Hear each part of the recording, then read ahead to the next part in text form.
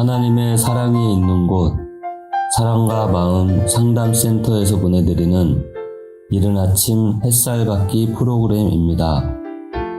이 시간 나에게 말씀하고 계시는 하나님의 음성을 들을 수 있는 시간이 되시길 바랍니다.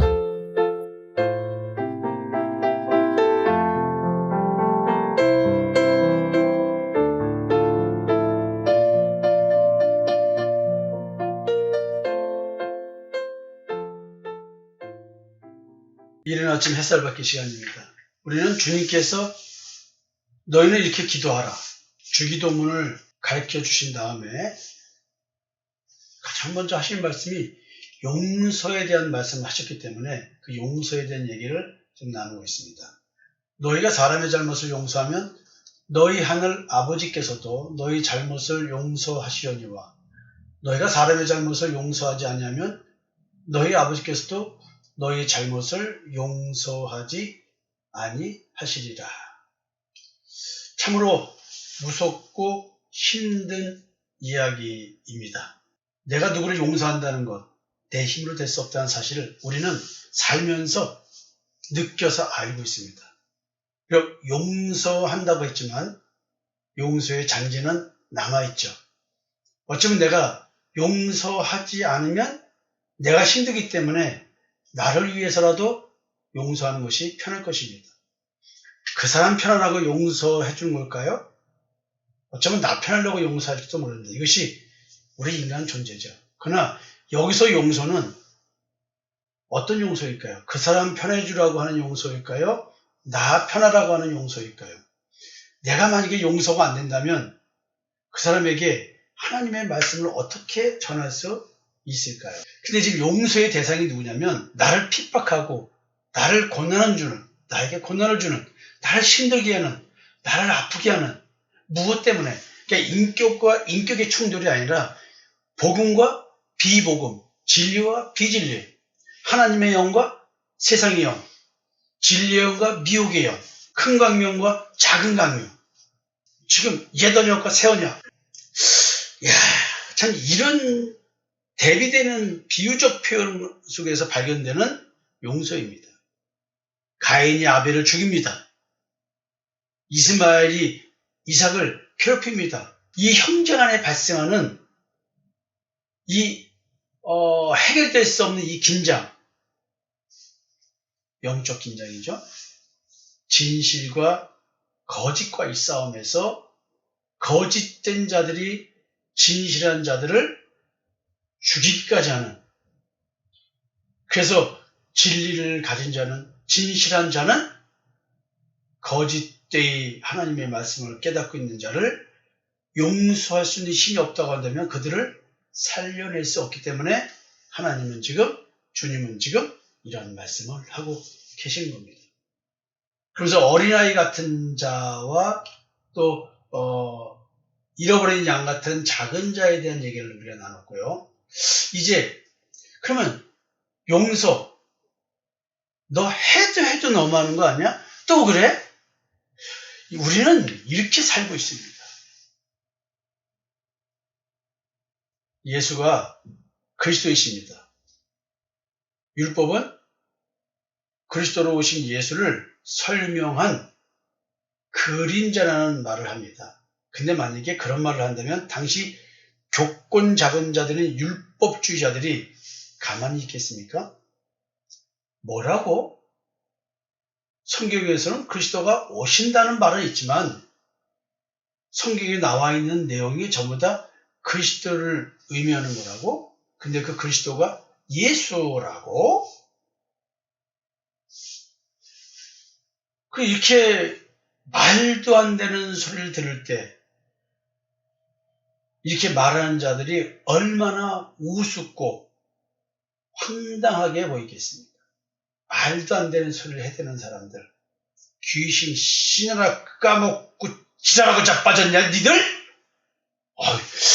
이런 말보다 더 심한 말이 나오지 않을까요? 어느 날 갑자기 율법적 신앙생활을 굉장히 바르게 하던 사람이 갑자기 이런 소리를 합니다.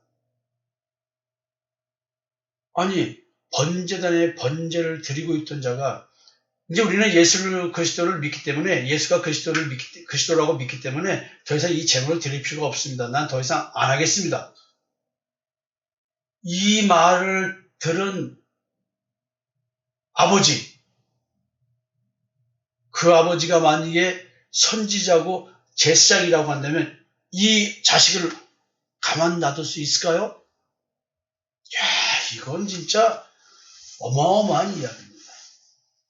그 아버지가 그 아들을 좋은 말로 훈계하지만 뻣뻣하게 우기고 예수가 그리스도이십니다. 성경에서 하는 이야기는 이 이야기 아닙니다. 라고 말을 한다면 벌써 그냥 싸대기 한 대 올라갈 것이고, 예? 참 이걸 그냥 애들 말로 그냥 아구차 한 방 날린 정도가 아니겠죠. 그냥 짓밟아 버릴 겁니다. 하나님을 모욕한다고. 최상 집안에서 당연히 그러지 않겠습니까? 당장 호적하겠다고 나오겠죠. 이런 상황 한번 상상해 보셨습니까? 저는 비슷하게는 당해봤습니다. 인간은 선악을 알게 하는 나무의 열매를 먹은 그런 존재입니다. 이거는 그냥 성경책에 나와 있으니까 우리가 그렇게 말할 수 있다. 이런 개념의 말이 아닙니다.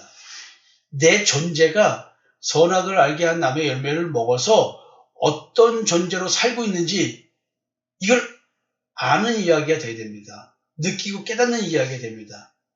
하여튼 인간은 이런 존재로서 세상이 이러든 저러든 율법의 행위적 신앙 개념이 신앙의 기본 바탕이 될 수밖에 없습니다. 어느 종교든지 마음을 얘기하든 뭐라든 결국 행위로 집착할 수밖에 없는 이유는 인간은 선악을 알게 한 나무의 열매를 먹어서 행위의 눈이 밝아져서 우리는 행위를 보고 선악을 따지고 옳고 그름을 따질 수밖에 없다. 진실 여부도 그렇게 따질 수밖에 없다. 말로만 하고 행위가 없는데 진실하다고 말할 수 있습니까? 말이 안 되죠. 결국 뭐든지 행위 기준입니다. 그래서 행위가 바르면은 그 사람은 올바른 사람이라고 생각을 하겠죠.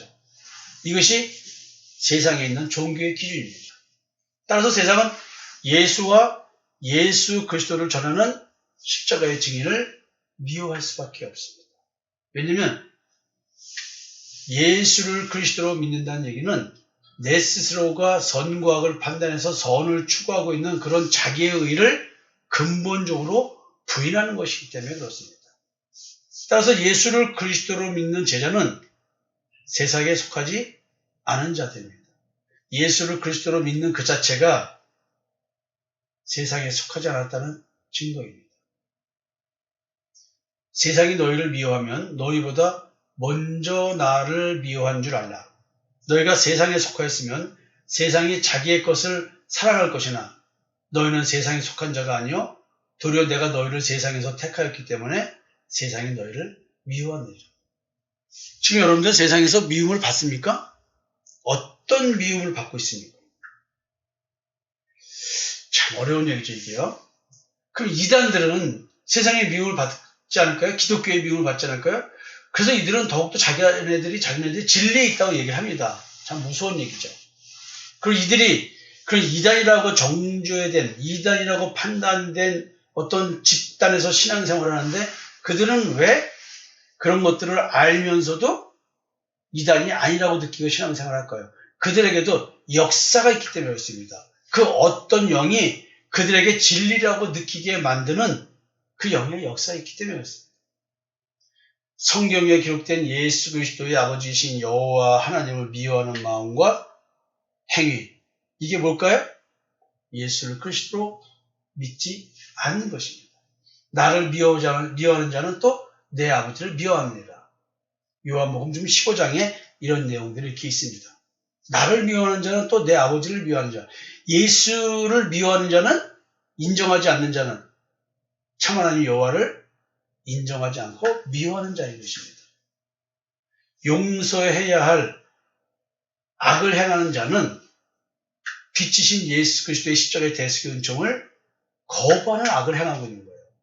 그 악이 예수를 죽이려고 하는 그 악도 있지만 진리를 거부하는 그 악도 있지만 그 거부하는 행위를 아무것도 말 안 한다 할지라도 그냥 내가 오늘 선과 악을 내가 판단해서 선을 추구하고 있는 자기 의를 추구하고 있는 내가 죄의 지배받는 존재라는 사실을 예수 그리스도를 믿는 믿음으로만이 해결될 수 있는 죄의 집에서 해방되는 것을 믿지 않는다고 한다면 그냥 난 예수 믿지 않고 난 예수가 싫어라는 말 안 해도 그냥 악을 행하고 있는 거예요. 인간은.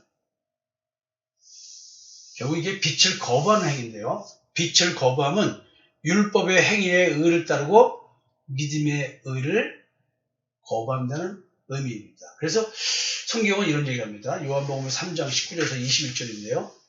그 정죄는 이것이니 곧 빛이 세상에 왔을 때 사람들이 자기 행위가 악함으로 빛보다 어둠을 더 사랑하는 것이다. 악을 행하는 자마다 빛을 미워하여 빛으로 오지 아니하나니 이는 그 행위가 드러날까 하며 진리를 따르는 자는 빛으로 오나니 이는 그 행위가 하나님 안에서 행한 것임을 나타내려 함이라 하십니다. 주님께서 이렇게 말씀을 하셨어요. 그러니까 이제 자기가 악한 자들, 하나님 앞에 이미 악한 자들은 예수 믿는 믿음, 예수 그리스도의 십자가의 대속의 은총을 믿는 믿음의 의를 거부할 수밖에 없다는 거예요. 이걸 받아들이고 이걸 지금 아직 잘 깨닫지 못해도 이게 맞다고 생각하고 이 길을 따라온 자들은 이미 하나님의 빛을 받은 자들입니다. 빛을 거부하는 악을 행하는 자들은 예수 믿는 자들을 핍박합니다. 회당에서 내쫓고 죽이기까지 하며 하나님을 섬기는 일이라고 정당화하고 있습니다. 사람들이 너희를 출교할 뿐만 아니라 때가 이르면 무릇 너희를 죽이는 자가 생각하기를 이것이 하나님을 섬기는 일이라 하리라. 그들이 이런 일을 할 것은 아버지가 나를 알지 못함이라.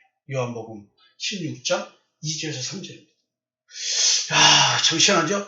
요즘도 21세기를 살아가는 우리들에게 예수를 잘 믿는 자들은 어쩌면 올바른 말씀을 전하는 자들에게 이렇게 행할 수도 있다는 가능성이 있습니다.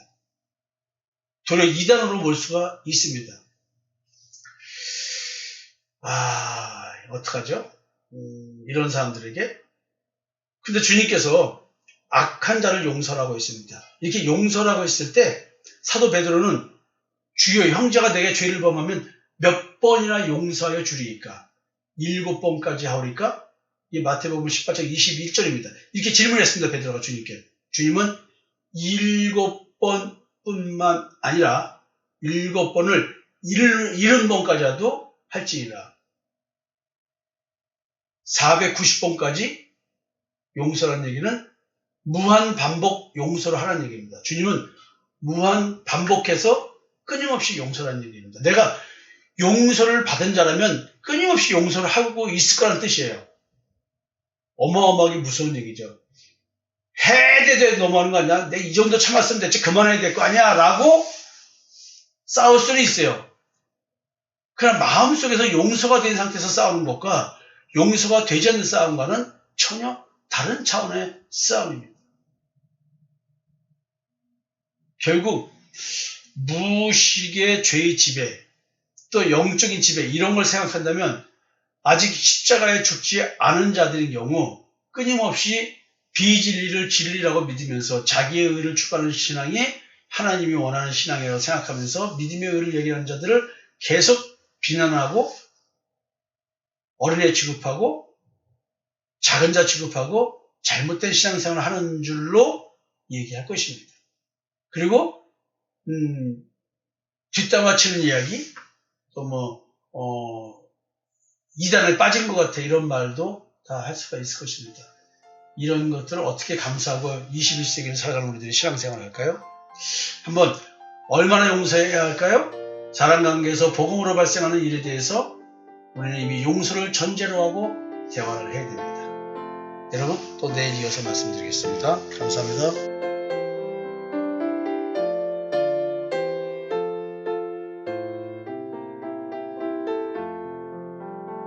지금까지 사랑과 마음 상담센터에서 보내드리는 이른 아침 햇살 받기 프로그램이었습니다.